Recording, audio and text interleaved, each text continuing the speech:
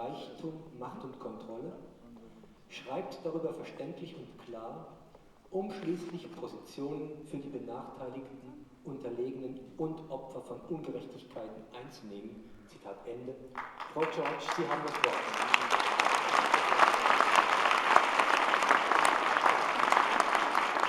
Dankeschön.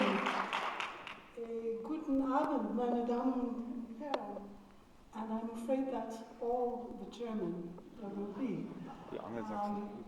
It's a great honor to be at this 10th anniversary Friedenskonferenz, and particularly because, as you were reminded, I was asked to the first one, so I must have said something worthwhile, and I hope that tonight I will be able to do the same because they've asked me back. So that's a challenge, but a very great honor, and I'm delighted to be here.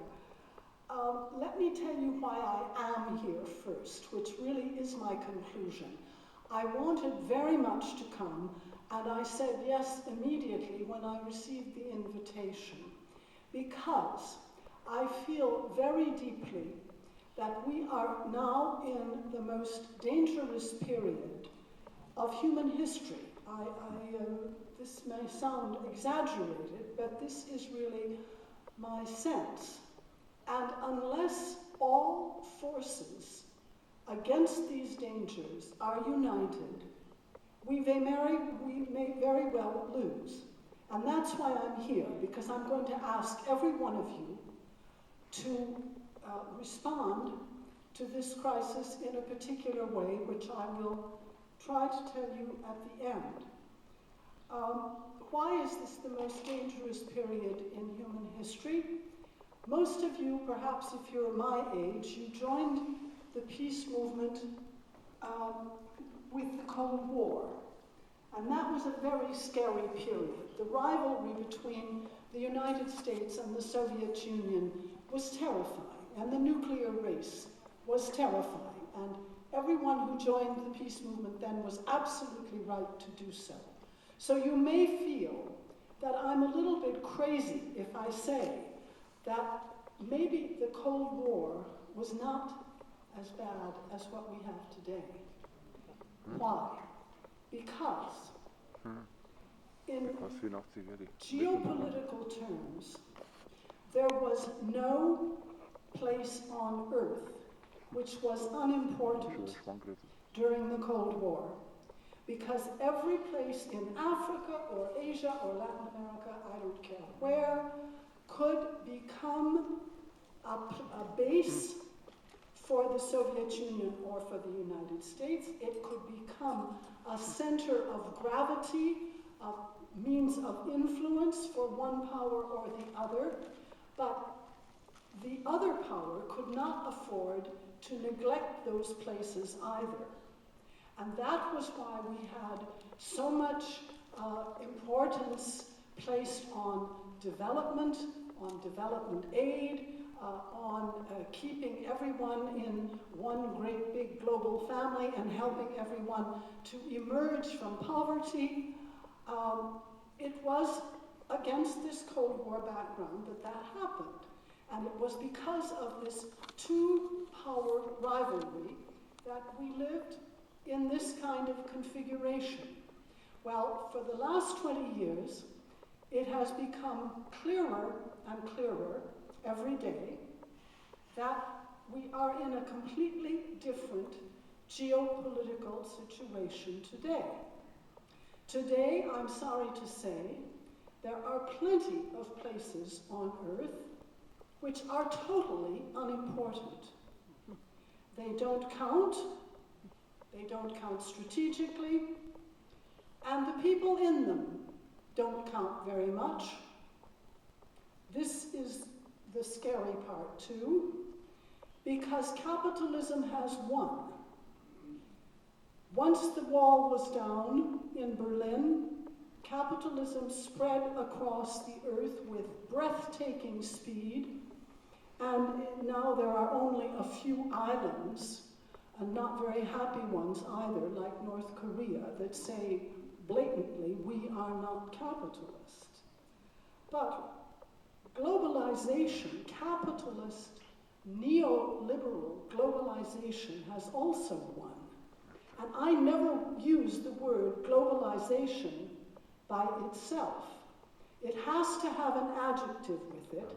I usually say neoliberal globalization, because if you just say globalization, it sounds as though it means that we are all together, happy and hand in hand, and going towards the promised land all together. And nothing could be further from the truth. Because globalization is a machine to exclude. It is a machine to exclude regions, to exclude states, and above all, to exclude people. And I do not want you to think I am cynical, because this is part of my fear and of my concern. But let me tell you that just looking coldly at where we are now, there are hundreds of millions of people in the world who do not count, who are superfluous, who have no interest for capitalism because they don't produce anything that the world economy wants, and they don't consume enough to count. And in this kind of a situation, we have now reached crisis point. We have reached the point where a very few people, whom I call the Davos class, they are the people who met last week in Davos. I'm not saying individually that they are horrible people. I don't know. I don't know them. Maybe morally they're very kind and pleasant. But as a class, they are always going to defend certain interests.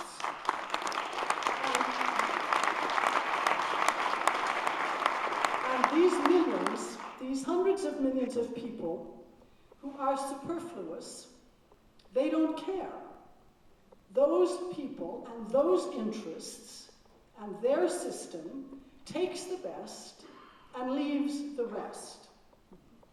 So, our period, because of the crises, which are all converging, and I'm going to say something very brief about each one of them, we are in a period which is even more frightening than the Cold War, in my view. First, we've had, as you all know as well as I do, the financial crisis, which is in reducing living standards everywhere, where people who had absolutely nothing to do with producing this financial crisis are being made to pay for it, in Germany as well as the rest of Europe, but also in other parts of the world. I call it a moral crisis as well, when the innocent are punished and the guilty are rewarded, as our financial wizards and geniuses have all been rewarded for plunging us into the worst financial mess since the 1930s. But it isn't just that this has happened and that 200 million people are unemployed in the world, as the International Labour Organization tells us. It is also that this contributes to violence and to instability and to conflict. You know that when all the money started to go rotten on the subprime market, billions were pulled out of those products and they were put into commodity speculation on wheat, corn, rice, soya, and other food commodities. And the result was the doubling, sometimes the tripling, of the prices of those basic foodstuffs. And when you're already paying 70 or 80% of the very little income that you have, and you're paying for food with that meager income, then when the prices double or triple, you have no recourse. So what happened in 2008? There were food riots in 30 to 35 countries. And those riots took place for the first time in history, because famine usually strikes the countryside and famine is usually a highly localized phenomenon. But this wasn't. This was first of all on the peripheries of cities, peopled very often by ex-peasants, and it happened all over the place simultaneously because of the price of food, which was a result of financial speculation in New York, Chicago, and London, which had nothing to do with those people and cared nothing about them. So when the price of wheat goes up,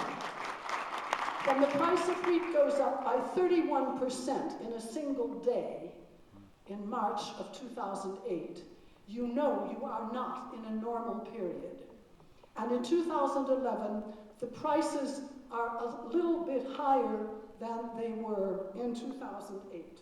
Second very, very big crisis, inequality, which brings out the worst in people. The more there is a tiny sliver, a tiny fringe of people at the top who are making millions, and the people at the bottom are feeling looked down upon, they are feeling neglected. Income and inequality, it's not so much a question of who has what, so long as you don't feel that you are really being left behind. If you have, if most people have, maybe somebody has 10 times as much as you do, but if you don't feel you're being left out of your society, you can live with that. But what we have now, people are not living with it. And it brings out the worst. And statistically, and I could give you many, many examples, but statistically, what we know about inequality is that the most unequal societies have more delinquency, more criminality, higher prison populations, more homicides, etc., etc.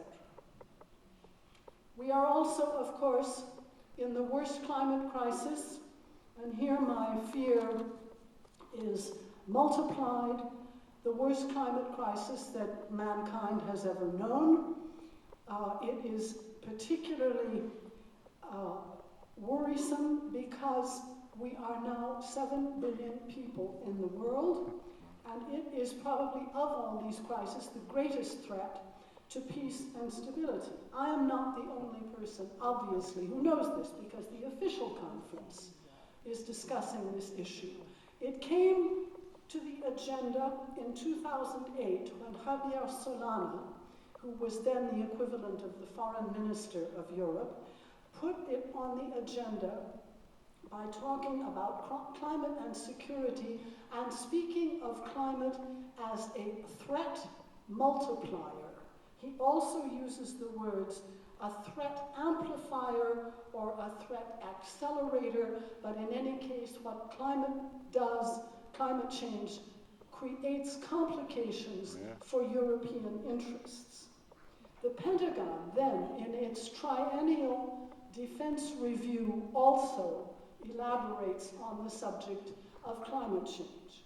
But what is very interesting, if you like, is that nobody wants actually to say that they are going to have to use authoritarian measures to deal with the consequences of climate change. And they aren't even trying now to contain climate change. They are only dealing with those consequences. But they're not dealing with those consequences in an open way. It's not being discussed. It's not, maybe it's on the table at this official conference, but I think it's probably going on behind closed doors, because what is happening is that we know that there will be innumerable migrants, people who will be forced out of the places they live now because they simply cannot exist there anymore. We know that there will be resource wars. The Arctic is being denuded of ice. The passage is now, the Arctic Passage is now open 3-4 months of the year. Huge resources of petroleum are being uncovered. Russia has already planted its flag. Canada and the United States will have an interest, and so will Europe, in that area. What's going to happen? We don't know. We don't know what the European Frontex agency intends for the migrants. What are they going to do? Line up the troops at the border and machine gun these migrants who try to get into Europe? And there will be a great many of them. We have food wars already, because 2008 taught governments that if they couldn't be self-sufficient in food, they should go somewhere else and grab somebody else's land and produce on that. And this time it's not just the West, it's also Saudi Arabia, it's the Gulf states, it is China to some degree. Lots of others are getting into this game, but that means that millions in Africa in particular, but not only, are being dispossessed. We have water wars, we have companies trying to get control over the water supply. All of these things are creating new instabilities and new reasons for conflict. We will have extreme weather events. We already know that. They are already happening. The consequences of those, of course, are going to hit poor people. They're going to hit women harder. They're going to hit, well, it will be a class phenomenon, as we've already seen in Pakistan, Bangladesh, when Russia was burning last summer, etc. And how are our states going to respond? Well, from what I hear, they are developing their response, but they're not telling us about it. And most of that response, because people they know are not going to suffer quietly forever, and people will protest. And how are they going to meet these protests? Well, with what they call non-lethal weapons. Sounds very nice, they don't kill you. Non-lethal weapons are weapons designed not to kill you, but from a great distance, even from a satellite sometimes, they can blind you, they can make you deaf, they can make you vomit for hours. There are a lot of extremely nasty, extremely unpleasant weapon systems under development, which are going to be used as part of the state violence arsenal, but they will be used not just against foreigners. They will also be used against anyone who dares to protest. So, the reason I'm here, and what I really want to say to you with as much force as I can tonight, is that unfortunately, the many movements, the alter globalization movement, the ecological movement, the trade unions, don't necessarily know the peace movement people. This is my case. I travel quite a lot. Once I went to The Hague for a big peace conference. There were hundreds of organizations there. They had their publications, they had their tables out, they had their activities, and I thought, I know about 3 of these organizations. We haven't got together enough. We have not yet started to work together. And so I am here because I fear for the future of all of us, because the Davos class doesn't really worry that much about climate change and resource wars. They know that they can probably survive because they can have gated communities, they can have their own, they can move to Swedish islands if they need to. They don't have to go to Saint-Tropez or Ibiza in the summer. They can have private armies if they need them. They'll be okay. And we can see from Copenhagen, from Cancun, and just recently from Durban, that they don't really intend to do much about this. The oil interests are too strong, the vehicle interests are too strong, and they're not going to hit out to do anything serious about the carbon economy. So to sum up, I want to point out that we were really at the center of several converging crises, All of them threaten peace and all of them threaten human security. The climate crisis is going to displace innumerable people and it will have other impacts that we haven't even thought of yet. The financial crisis has created innumerable unemployed people. Young people feel that they haven't got much of a future. They are giving more and more reasons to populations everywhere to say, well, they don't care about me, why should I care about anything?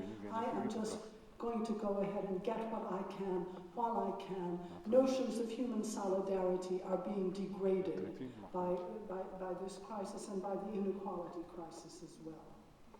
I think many of our societies in Europe, but you can start with Greece, which could erupt at any time, they feel that there's no hope for themselves, for their families, for their countries, for their future. And in this context, people can and will decide that they're not going to sit there and take it anymore. And they will react. And the state, I fear, will meet them with increasing violence. And that is why, although it may seem that our goals are different, I happen to be honorary president of attac-France. That's been my main social movement concern, but I used to be on the international board of Greenpeace. I'm very concerned about the environment, but all of our movements, let's say you have peace and conflict issues are your main circle of concerns, and that's fine because we need you desperately. And maybe mine are neighboring, but they're more like that. But in all of our circles of concern, we can find those two arcs that show that we have a common ground that we can and must build on together. We have to identify those issues, and the way to do that is to come and talk to each other, the way I'm trying to do this evening. Identify those concerns, figure out how we can build on them together, because we don't really represent different interests. We represent the great mass of the people. We have the numbers, we have the ideas, we know what needs to be done, we even know how to do it, and collectively we even have the money, collectively. So what I am saying is that our goals are all part of the same vision for a better world, and I hope that tomorrow and all the tomorrows that follow, you will want to go out and reach out to the Greens, to the women's organizations, to the farmers, to the small and medium enterprises that can't get credit and are failing, at least they are in many parts of Europe, to all kinds of social movements, trade unions, etc., and simply say to them, let's work together. How can we do it? Dankeschön.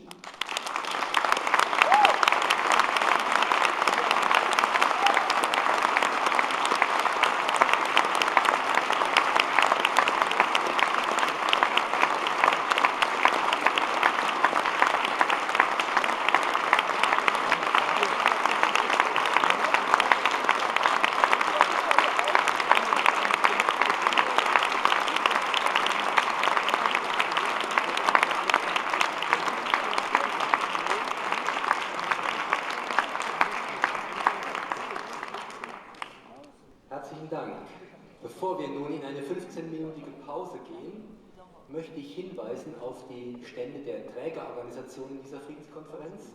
Es sind dies die Deutsche Friedensgesellschaft, Vereinigte Kriegsdienstgegnerinnen, Pax Christi, Internationaler Versöhnungsbund, Naturwissenschaftlerinneninitiative, das Netzwerk Friedenssteuer, die Projektgruppe Münchner Sicherheitskonferenz verändern, der Kreis Jugendring und das Netzwerk Gewaltfreie Kommunikation. Lassen Sie sich draußen an den Ständen inspirieren von den Materialien. Am Ausgang, an den Seiteneingängen, stehen nun Mitarbeiterinnen und Mitarbeiter der Konferenz mit Zettel in den Händen. Sie können Ihre Fragen auf diese Zettel schreiben und wenn Sie wieder hineinkommen in den Saal, geben Sie die Karten mit Ihren Fragen bei diesen gleichen Mitarbeiterinnen wieder ab. Zum Ende der Pause wird die Klingel im Foyer ertönen und ich darf Sie dann bitten, wieder hierher in den Saal zu kommen zum zweiten Teil des Abends. Gute Pause nun erstmal.